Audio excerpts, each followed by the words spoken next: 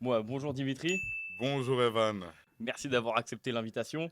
Merci à vous pour cette invitation. J'ai cru comprendre que c'était un des premiers podcasts. C'est ça exactement, le premier podcast, ouais, Donc c'est ça. j'étais très touché. Ça m'a fait Mm. plaisir de vous lire. Merci.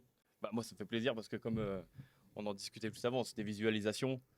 Je m'imaginais un jour pouvoir peut-être tourner un podcast avec vous, donc c'est merveilleux qu'on soit là les deux aujourd'hui. Merci à vous. Est-ce que tu peux, je pense qu'on peut se tutoyer Avec si, grand plaisir. très bien. Est-ce que tu peux te présenter pour les gens qui ne te connaissent pas, nous présenter un peu ton parcours, toutes les grandes étapes jusqu'à aujourd'hui? Il va nous falloir 5 heures. 5 heures? Mais on va faire au plus court avec grand Ok, plaisir. très bien. Je suis né à Genève en 1977. Ok. Maman suisse, papa grec. J'ai fait ma scolarité obligatoire et par la suite, j'ai fait l'école de commerce que je n'ai pas fini. Ok. Et à un moment donné, je me suis dit, tiens, les copains, certains faisaient leur CFC, d'autres travaillaient, d'autres poursuivaient Mhm. leurs études. Je me suis dit, tiens, moi aussi, j'ai envie de travailler.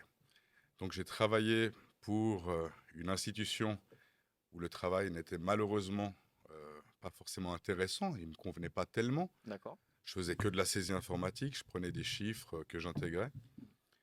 Et aux alentours de 25-26 ans, je me suis dit, mais tiens, il faudrait peut-être que je reprenne les études. Ok. Mes parents m'avaient toujours dit, mais tiens, ça serait bien que tu fasses ces études, en me disant toujours, mais attention, il n'y a pas de saut métier. Mm. Mais ils me disaient, si tu as la possibilité, ça serait bien.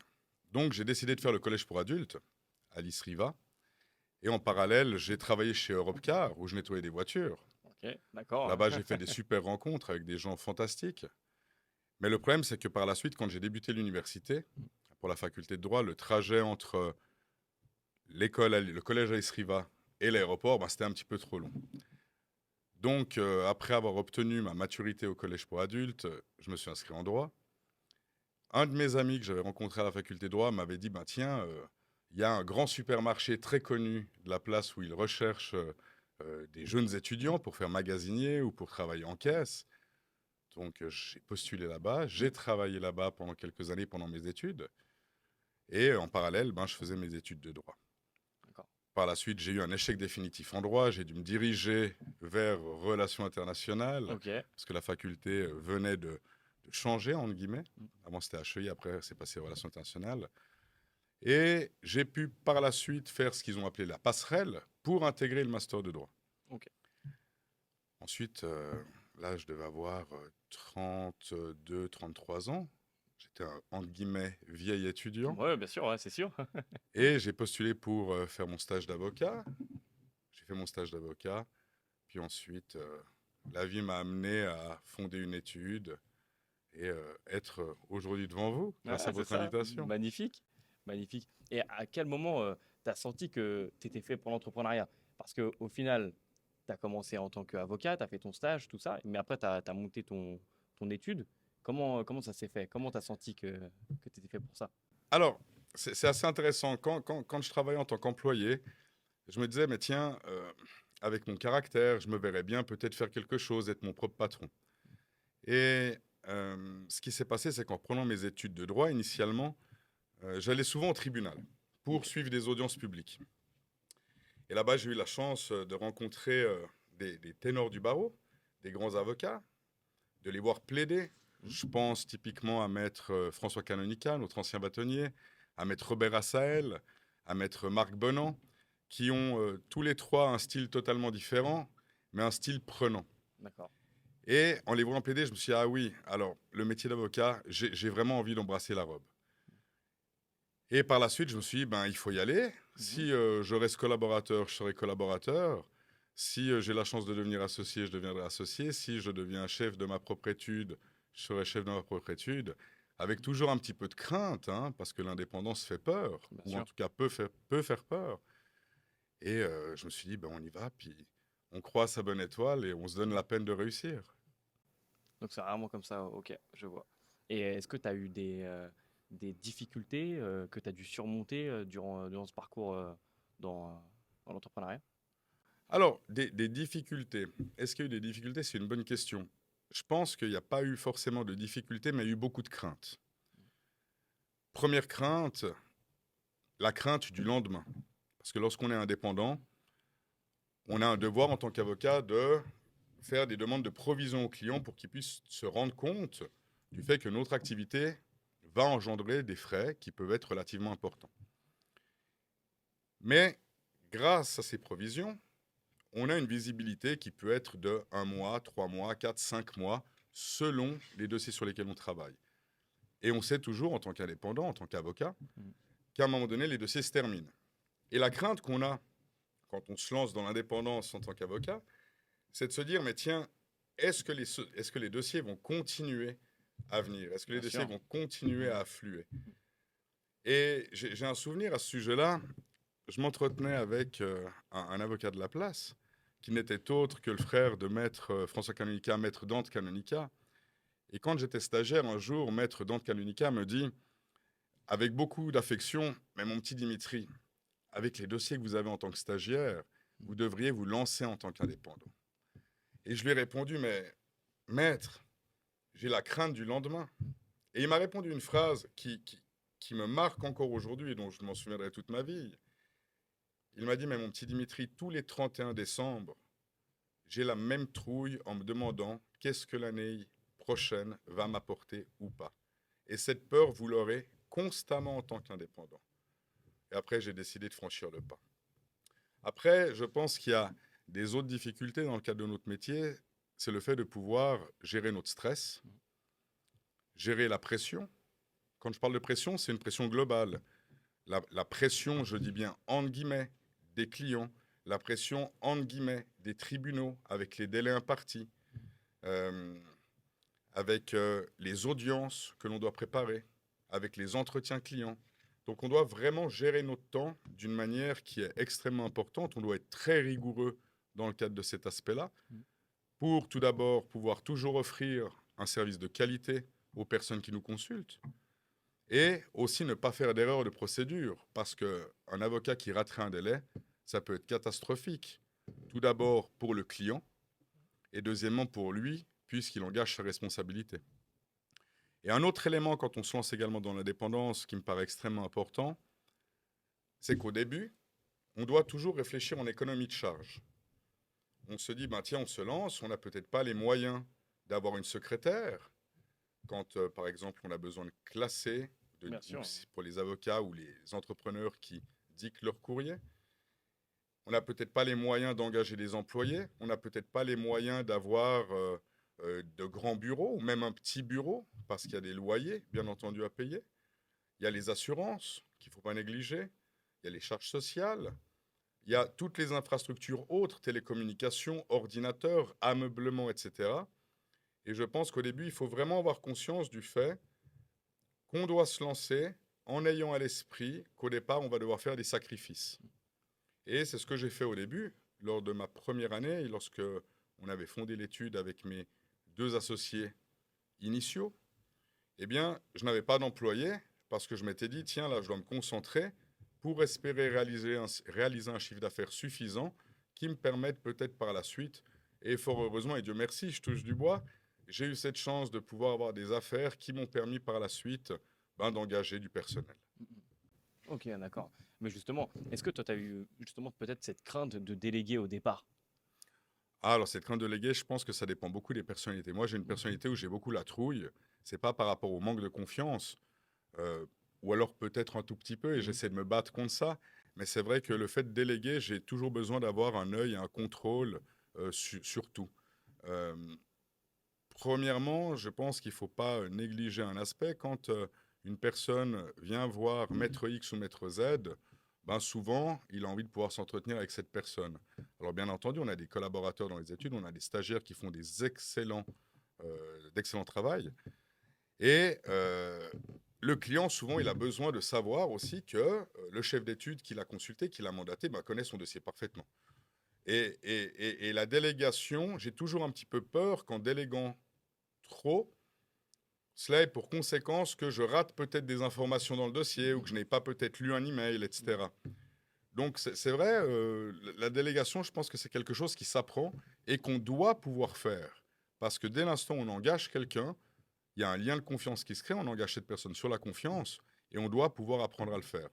Moi, je commence à apprendre à le faire. Depuis de nombreuses années, je dis ça. Et plus en plus, on arrive, mais avec toujours, faut pas oublier, un œil concret, complet et permanent sur les dossiers. Ok.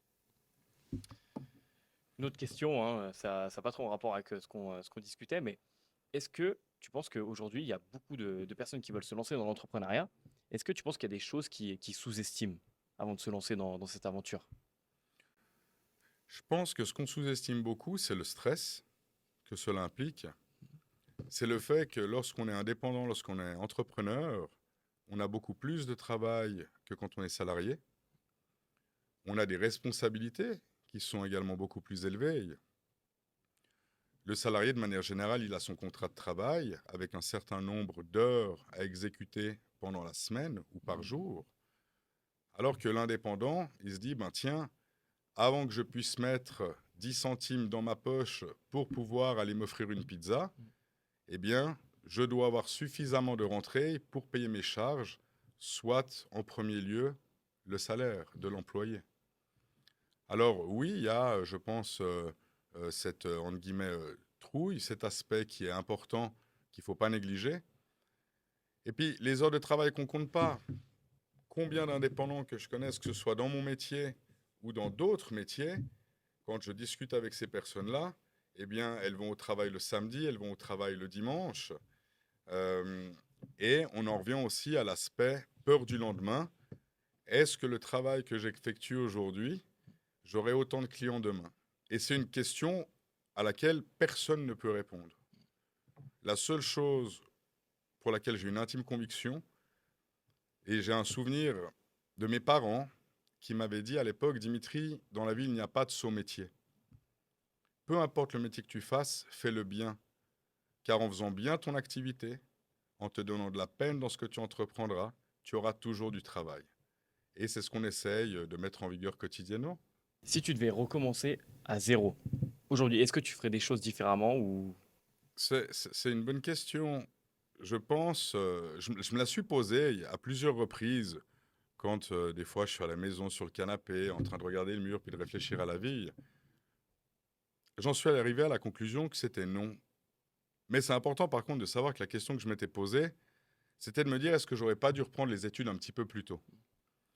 Parce que c'est vrai, quand j'ai pris les études à l'âge de, sauf erreur, 26 ans, ben, c'était un petit peu tardif, hein. J'étais un petit peu l'ancien de l'université. Il y avait encore 2 ou 3 personnes avec moi qui étaient plus âgées que la Ok, majorité des étudiants qui avaient eu un parcours scolaire ouais, classique. traditionnel, classique, normal, qui obtenaient leur maturité et qui ensuite continuaient par la voie de l'université. Je me suis dit, mais ça aurait pas valu la peine que je reprenne les études à 21, 22, 20 ans. Puis je me suis dit, finalement, par rapport au parcours de vie que j'ai eu, non. Non, parce que ces expériences de vie que j'ai eues ont eu pour conséquence que j'ai rencontré énormément de personnes. Ces personnes, quand elles ont su que j'étais stagiaire, que j'avais réussi mon master de droit, m'ont donné ma chance. Et je pense qu'il faut toujours se rappeler de ces gens-là qui étaient à côté de nous dans les premières minutes de notre entreprise. Ces gens qui nous ont fait confiance en disant, bah, tiens, il est stagiaire, c'est incroyable, il a repris ses études, il a réussi. Certains peut-être se disaient même, ah, on lui aurait pas donné une chance, Mhm. sur le ton de l'humour, Bien sûr, ou ouais. pas, ou Mhm. pas. Et ça m'avait permis, en tant que stagiaire, d'avoir beaucoup de clients déjà. Et finalement, ces clients, quand j'ai décidé de me mettre indépendant, après mon brevet, ben, ils m'ont suivi. Donc, je m'étais interrogé, mais aujourd'hui, à refaire quelque chose, non, je Mhm. pense que je suis reconnaissant de ce que la vie m'a offert.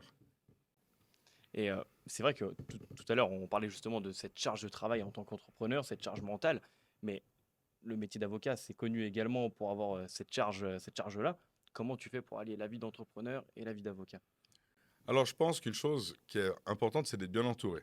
Moi, j'ai la chance d'avoir une épouse, par exemple, qui, au niveau professionnel, m'a toujours poussé vers le haut, qui n'a jamais râlé quand je devais aller travailler le samedi ou le dimanche, et qui m'a toujours soutenu en me disant ah c'est super, il faut continuer comme ça, ah vous êtes 3 associés, peut-être que vous serez 4 par la suite, 5 par la suite, Mhm. etc. Donc je pense que le cocon familial ou amical est important. D'accord.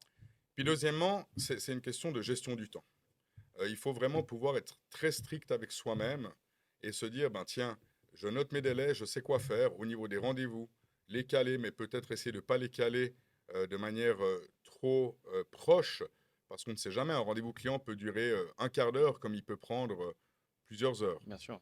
Et après ça, je pense également qu'un élément important, euh, c'est d'essayer quand même de trouver des moments de repos, des moments pour soi. Alors c'est vrai que c'est très difficile, mais la chance quand on est indépendant, c'est de se dire si le vendredi à midi, on se dit, ben tiens, tous mes objectifs de la semaine ont été réalisés, tous mes délais sont traités, j'ai fait mes audiences, j'ai vu mes clients, là je suis épuisé, je n'en peux plus, ben, il faut savoir prendre du temps sur soi au bon moment, quitte à devoir peut-être retourner le samedi à l'étude pour terminer quelque chose qui a à faire pour la semaine d'après, ou au contraire prendre de l'avance. Ça, ce sont les éléments qui paraissent les plus importants par rapport à la gestion. Et s'entourer des bonnes personnes. Au départ, on n'a peut-être pas forcément de réseau. Quel conseil tu donnerais à un jeune justement qui veut se créer un réseau? Alors c'est juste, hein, c'est juste ce que tu dis. Euh, Étant plus jeune, je sortais quand même pas mal. Mm. Donc j'ai eu la chance de faire de très belles rencontres. J'ai notamment rencontré une personne qui est devenue le parrain de mon fils et son frère, qui m'ont donné ma chance. Vraiment, dès l'instant où j'étais stagiaire, ils m'ont donné ma chance et il y a eu cette petite impulsion. Par la suite, j'ai fait des belles rencontres, notamment avec Jean-Rachid Kalouche, qui est le producteur de Grand Corps Malade, Bien sûr. qui m'a aussi toujours poussé en me disant, allez, il faut que tu te donnes de la peine, en tentant de me présenter le plus de personnes qu'il a pu me présenter. Mm. Et il y a aussi l'aspect énorme bouche à oreille. C'est-à-dire que je pense que dans la vie, il faut faire en sorte de toujours rendre un travail excellent. Il faut apprendre à donner pour recevoir. Mais il ne faut pas apprendre à donner en attendant quelque chose. C'est-à-dire que c'est quelque chose qui se fait de manière naturelle. Et je pense que la sympathie, la gentillesse, un petit peu d'intelligence et de l'empathie font en sorte, pour un conseiller juridique, un avocat, d'attirer la personne vers soi. Et à partir du moment où la personne se rend compte qu'on a ou pas les capacités, elle a le choix soit de venir vers nous, soit par la suite de nous recommander. Alors pour revenir à la question, quand on n'a pas vraiment de réseau social, comment faire? Je pense ce qui est important, c'est de créer les opportunités de rencontre, d'aller peut-être à la rencontre des gens. Quand on voit que typiquement, il y a peut-être un concert, il y a peut-être une pièce de théâtre, il y a peut-être des invitations pour aller à telle ou telle inauguration, eh bien, ça vaut la peine d'aller au contact des gens. Et même d'aller se présenter, de discuter, de s'intéresser. Et c'est vrai que le fait de s'intéresser à la personne, de donner, Mm. c'est pas une donation matérielle, Oui, bien sûr. c'est une donation humaine, de s'intéresser à la personne et de lui dire, bah, tiens, je fais ça comme métier, ou j'ai un restaurant à tel endroit, ou j'ai une crêperie à tel endroit. Et bien à partir du moment où la personne ressent qu'il n'y a pas cette volonté formelle d'attirer le client, mais simplement de manière naturelle d'expliquer ce qu'on fait, ben très certainement la personne, la semaine d'après, se dira peut-être, ah tiens, j'ai rencontré un mec sympa, ah il a une pizzeria, il m'a dit en rigolant qu'elle était bonne, que c'était une des meilleures pizzas napolitaines ou je sais pas quoi, Mm. allez on y va. Et c'est de cette manière-là. Et il faut rester, je pense, naturel, bien dans ses bottes, et à nouveau aller au contact. Quel conseil justement tu donnerais à un jeune qui veut se lancer dans l'entrepreneuriat ou peut-être qui veut devenir avocat mais qui doute encore? Alors, je pense qu'aujourd'hui, malheureusement, on vit dans une société où on nous demande à l'âge de 18 ans, qu'est-ce que tu veux faire dans ta vie? Puis on nous impose des filières. Je parle par exemple de l'université, où on nous impose d'autres filières telles que, à 16 ans, tiens, tu vas te diriger pour obtenir ton CFC, puis ensuite faire ta maturité. Je parle uniquement pour moi. Je pense qu'à l'âge de 18 ans, 19 ans, je n'avais pas du tout cette maturité. C'est-à-dire qu'à 18, 19 ans, qu'on me dise qu'est-ce que tu veux faire dans la vie, ben, j'hésitais entre vétérinaire, j'hésitais entre avocat, parce que je trouvais, quand on voyait des films, que c'était toujours sympa, hein, ces sûr. avocats qui plaidaient, qui défendaient la veuve et l'orphelin, mais également le criminel. Et la problématique, c'est que j'ai l'impression que la maturité, pour vraiment prendre conscience de ce qu'on voudrait vraiment faire, elle arrive un petit peu plus tard, peut-être vers l'âge des 23, 24, 25, 26 ans. Tout dépend des personnes. Donc, la personne qui aujourd'hui me dirait, ben tiens, j'ai envie d'être avocat, je lui dirais, ben, premièrement, essaye d'aller suivre des procès pour voir si ça te plaît. Deuxièmement, peut-être envoie des emails ou des courriers. Moi, je suis très courrier, hein. J'aime bien recevoir le courrier, j'aime bien le physique. D'accord. J'aime bien le physique. Pour moi, le physique, ça montre que la personne Mhm. se donne la peine d'écrire, se donne la peine d'imprimer, se donne la peine d'aller à la poste. C'est très personnel, Mhm. mais pour moi, je dis souvent, quand on fait des demandes, typiquement, il faut le faire physiquement. Ouais, ça reflète Il une y a, réelle il y a aussi des implication. personnes qui sont absolument pas d'accord avec moi, qui me disent non, non, non, aujourd'hui on est en 2025, il y a l'ère numérique, tu fais partie des anciens qui n'ont rien compris. Alors je respecte totalement ces choix, c'est très personnel. Mais je pense qu'il faut faire ces démarches d'intervenir auprès typiquement d'études d'avocats, pour la personne qui souhaiterait devenir avocate, pour leur demander éventuellement de faire des stages d'été, etc. Ou peut-être encore de beaucoup lire, ne serait-ce que d'ouvrir un code pour voir si tout de suite il y a ce petit intérêt, même si c'est vrai que ça peut être un petit peu barbant au départ, hein, ça c'est certain. Et ces personnes, il faut toujours qu'elles aient à l'esprit une chose qui me paraît importante, c'est ce que je vous disais il y a quelques instants, c'est-à-dire que quoi qu'on fasse, il faut le faire dans la mesure du possible, avec excellence. Alors on n'est pas toujours excellent, hein, ça serait faux d'affirmer le contraire.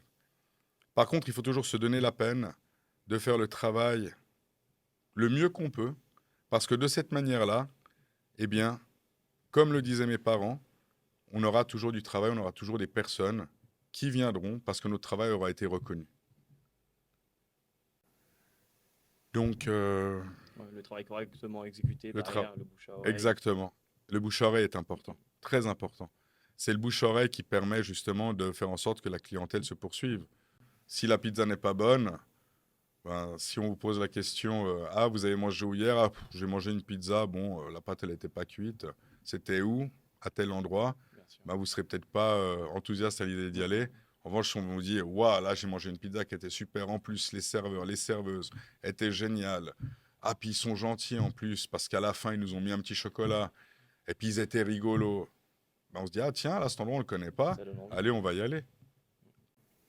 Et tout à l'heure, justement, tu parlais que toi, quand tu visionnais des films quand tu étais plus jeune ou tu voyais ces avocats plaider, toi, comment ça s'est passé pour toi la première fois? Ma première plaidoirie, je l'ai faite en compagnie d'une avocate qui est devenue une copine par la suite, maître Lélia Orchi, et j'étais extrêmement, extrêmement stressé. Ah, c'est sûr. Il y avait eu, durant la matinée, l'audience avec l'audition des parties, les auditions de témoins, et à midi, Lélia, qui faisait également beaucoup de droit pénal, m'a dit « Mais je te sens stressé. Allez, viens, on va boire un spritz. » Je dis « Mais comment ça, boire un spritz ?» Et finalement, j'ai bu un demi-spritz Mhm. parce que j'avais pas envie d'être ne serait-ce qu'émoustillé. Mhm. Il y a eu un coup de panique, je pense, les 15 premières secondes. Et au moment où je me suis rendu compte que j'arrivais à capter le regard des magistrats, à partir du moment où j'ai commencé à capter qu'ils prenaient des notes, qu'il y avait des hochements de tête, positifs ou pas, je les ai interprétés comme positifs sur le moment, ça m'a libéré. Et à partir de ce jour-là, je me suis dit, ah ben tiens, ça a été. En revanche, il faut quand même savoir une chose, que chaque fois que l'on plaide, que ce soit au niveau civil ou au niveau pénal, par exemple, personnellement, j'ai toujours un stress de départ. Personnellement, je vais toujours aux toilettes avant pour me libérer un petit peu parce que c'est physique. Et il n'y a pas de mystère. Ce qui nous libère, c'est quand on se rend compte au bout de quelques secondes que le dossier, on le maîtrise. On sait qu'on le maîtrise, mais il faut se lancer pour se dire, j'ai mes notes de plaidoirie, finalement, j'en ai même plus besoin. Mais le temps de débuter, Madame la Présidente, Monsieur le Président, je suis devant vous ce jour pour des faits qui, au bout de quelques secondes, ça part. Puis on est lancé. Ouais, c'est vraiment le Mais départ. on a le trouillomètre, c'est une évidence. Mais même aujourd'hui, Mm. vous m'avez invité pour cette interview, même là, on est un petit peu stressé parce Bien qu'on a sûr. toujours la crainte un petit peu de se dire, est-ce que je vais riper un mot? Est-ce que je vais dire quelque chose à laquelle je ne pensais pas ou je vais mal l'exprimer? On a toujours ce stress. Non, c'est Et je pense normal. que c'est quelque chose d'humain. Mm, mm. Et il faut l'avoir, parce que c'est le stress qui nous fait progresser, et c'est le stress souvent qui nous pousse aussi à vouloir faire mieux, et à prêter attention aussi à ce qu'on fait et à ce qu'on dit. Qu'est-ce que tu dirais aux jeunes qui sont en études de droit, justement, qui peuvent peut-être avoir beaucoup de stress? Qu'est-ce que tu leur dirais? Travailler, travailler, travailler. Typiquement, les étudiants en droit, j'en rencontre certaines fois qui me disent: Ah, j'ai bientôt mes examens, soit de l'école d'avocature, soit les examens du brevet. Eh bien, il y a pas photo. C'est-à-dire que quand j'entends certaines personnes qui disent j'ai étudié 3 semaines, un mois avant l'examen, j'ai envie de dire tant mieux si c'est vrai. Personnellement, j'ai des fois un petit peu le soupçon qu'on me baratine un petit peu. Pourquoi? Parce que ce sont des examens qui sont très prenants. Ce sont des examens, en effet, qui créent un stress extrêmement important.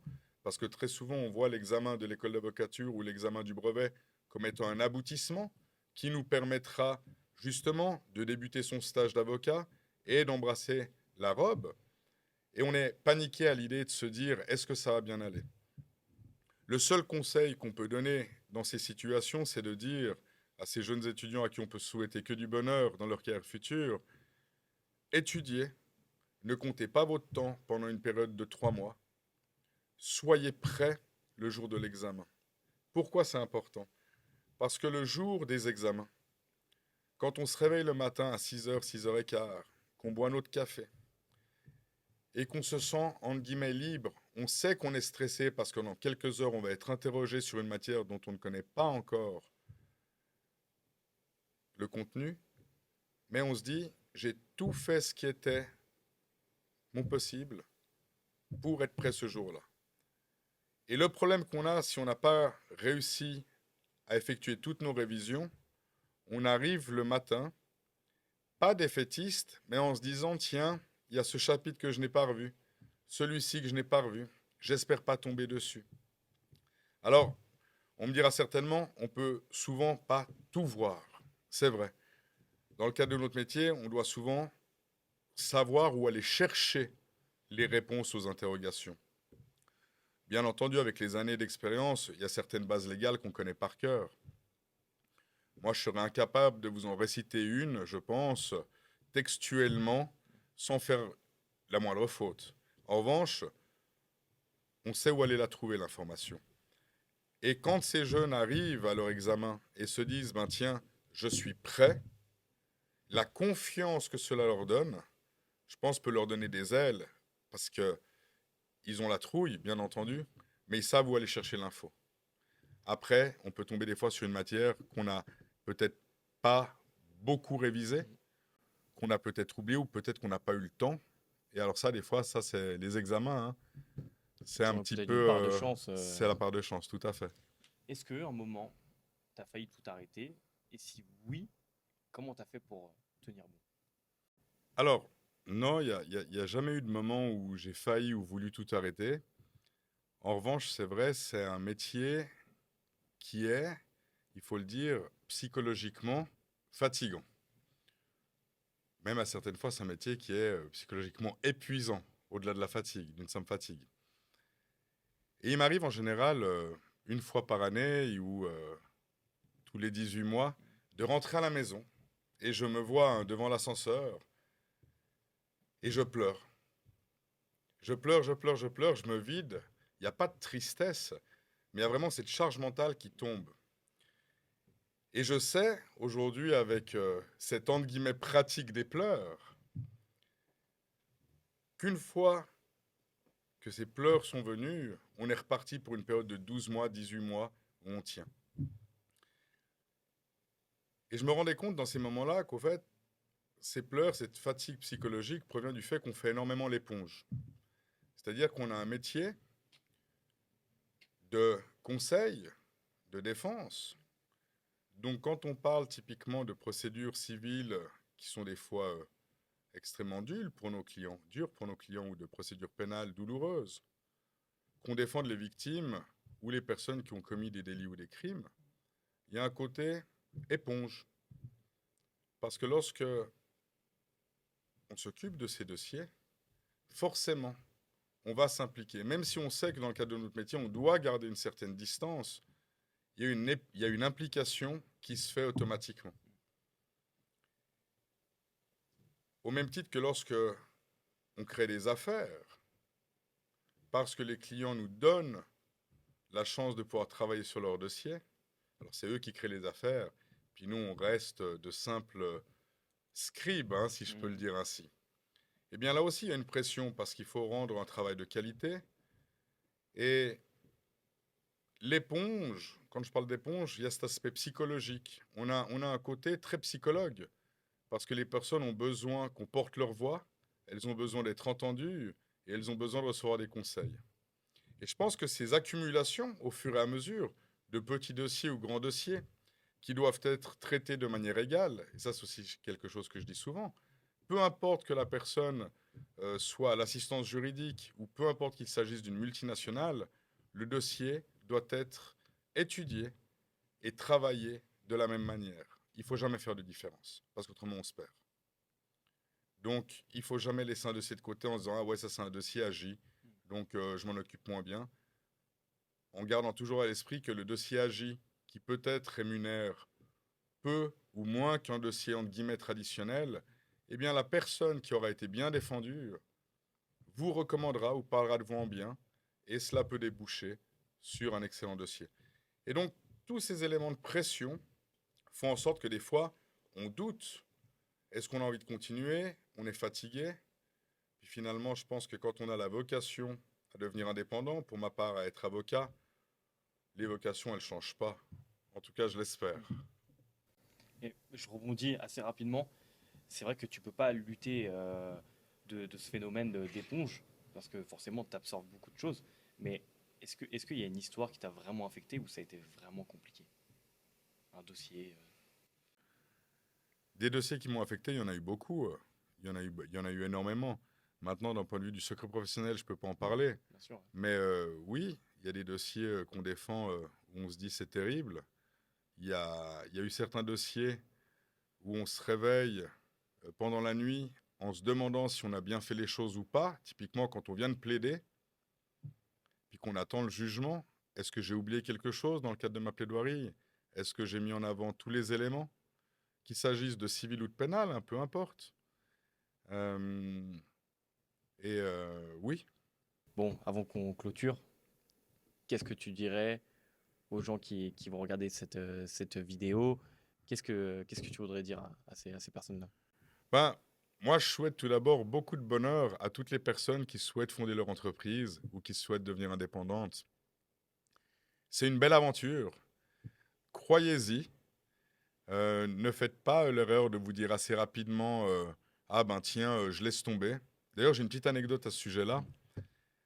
Aujourd'hui, certes, je suis titulaire du brevet d'avocat, mais c'était pas forcément bien parti. Parce que lorsque j'ai débuté mes études de droit, je ne comprenais rien au droit romain. Et j'avais des très mauvaises notes en droit romain. Jusqu'au moment où j'ai fait un échec définitif en droit. J'en ai parlé au tout début de notre discussion. Et je me rappelle que le doyen de l'époque, j'étais allé un peu pleurnicher vers lui en lui disant « Mais écoutez, regardez mes notes. J'ai des notes relativement correctes, voire bonnes, un peu partout, mais là, le droit romain, ça va pas. » Il m'avait dit d'une manière gentille, il m'avait dit « Mais écoutez, monsieur de Sortis, quand on ne comprend pas le droit romain, ben, on ne peut pas devenir avocat. » Et j'étais parti là-bas très déçu. Et heureusement, il y avait cette branche relations internationales qui s'ouvrait l'année d'après, le semestre d'après, qu'on pouvait intégrer. Et si on prenait toutes les options droit, en faisant par la suite des cours dits de passerelle, on pouvait réintégrer le master de droit. Donc j'ai suivi cette voie pour finalement réussir à avoir ce master en droit et par la suite mon brevet d'avocat. Donc ce qu'il faut savoir, c'est que dans la vie, on se retrouve constamment confronté à des difficultés. Il faut pouvoir essayer de les surmonter et il faut s'en donner la peine sans jamais perdre de vue les objectifs qu'on espère réaliser.